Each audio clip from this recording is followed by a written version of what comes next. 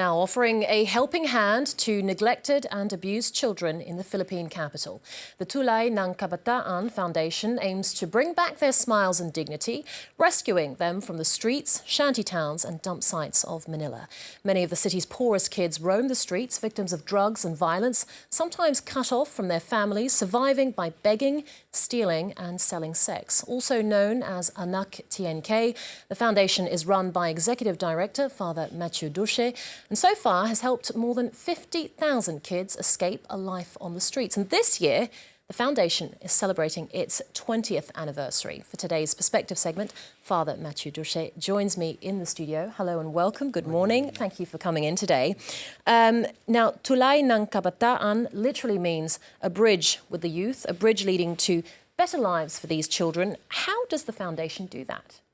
There is a huge team of Filipino workers, street educators, social workers, psychologists going to the street to encounter the children, to reach them where they are in the street, to meet with them, discuss with them and try to understand their situations.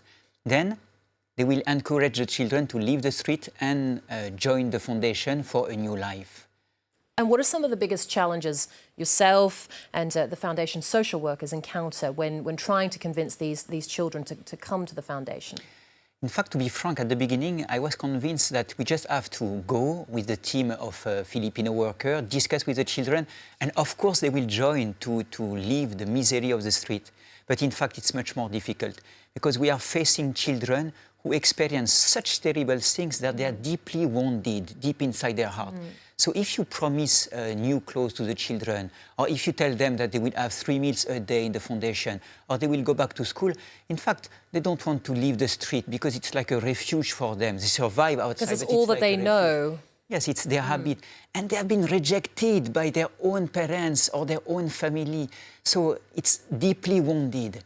But if they understand that in the foundation, they will be protected, they will have a family atmosphere, that's the moment they leave the street. That's the moment there is some kind of hope rekindling in their hearts, and we can start really to heal the wounds of their heart. This is the biggest challenge. It's not a material challenge. It's what is happening deep inside their hearts. Okay. Well, you've been in the Philippines for many years. How have you seen the country change, especially in the last couple of years with a very controversial President, Rodrigo Duterte, in power? And what more can you tell us about how the country has changed while you've been there? I'm not an analyst, so I cannot give you a great analysis of what's happening in the country. What I see is the field. And in the field, there are terrible things. I mean, the killings are ongoing. And I'm very concerned because the killings, more than 10,000, it's especially the poorest among the poor. When you say the killings, we're talking about the extrajudicial judicial killings. Exactly. That the drugs become some kind of excuse in order to kill whoever you want, and there will be no prosecution. I mean, how come?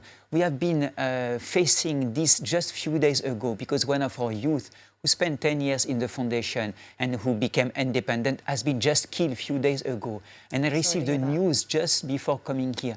And I'm feeling this anger. I'm feeling this feeling of, this scandal. Why? Just because of a drug war, which is, of course, we have to fight drugs. But how come there will be many poor who will be just killed because of this excuse? As far as I know, he's not involved. How come? He was 20 years old only, How come it can happen? So young. Well, the foundation's work, as you said, is trying to get these kids off the streets, out of a cycle of violence or drug abuse. Yet the country is run by a man who encourages these vigilante-style killings. How is Duterte and his rhetoric having an impact on your mission specifically, on your work in the foundation? In fact, what we saw is that for 2 years already, there have been what we can notice in the streets is that there have been more children. We have been opening 4 centers during the last 2 years, 4 additional centers in the foundation to welcome more children because our centers are full. Of course, we are ready to welcome the children and we want to be able to give a shelter and a refuge to all these children. But how come it's multiplying? So you're saying since Duterte has come to power, you've seen a stark increase of the number of children on the streets, and that's reflected in the number of centres that you're opening? Let's not connect it to a man, but let's connect it to an atmosphere. Right. There is an atmosphere of violence, and I can see it with the youth when I'm discussing with the youth. They understand that violence, killing your neighbor can be an answer. No, we must fight for life, not for allowing anyone to kill anyone. And this atmosphere, we can feel it in the street. And the consequence is that there are more and more children in the street. Okay. Well, the Philippines is a majority Catholic country, yet Duterte has made many provocative statements, such as calling the Pope, quote, son of a whore. How is he perceived by the Church in the Philippines? It's very strange, because the Church for sure is really the voice against these extrajudicial killings, and the bishops are uniting themselves in order to condemn this violence. But at the same time, what I notice is that even if there are a lot of provocation, because it's the style of the president, there are still a lot of communication, and I can see, I'm hoping that this communication will give really a change of atmosphere, that this violence will stop. The president, sometimes his style is very provocative, but what I know is that he is a man of heart, so he can really understand that the poor are the ones affected by this violence. Now, you wrote a book in French, Pourquoi Dieu permet-il cela? Why does God allow this? Which came out last month. So it was a question that was asked by one of the Foundation's children during a visit by the Pope back in 2015. Why does God allow this evil, this misery to happen to innocent children? That was essentially the question. How do you aim to answer that question in your book? In fact, in the book, because I'm reflecting on the question, how come? And what I notice is that we are obsessed by the explanation. We want an explanation. Why is there evil in our world? And it's a no way. It's, I mean, we are reflecting on this, and nobody, the greatest philosopher, cannot give an answer to his question. Okay, we cannot explain evil, it's impossible, but we can answer it. What I mean is that we cannot give an explanation of evil, but we can act against evil. We can act against violence, against drugs, against prostitution, against sexual abuse, against all this evil in our world. We can act, and we must act. So it's not to explain evil, but to answer it.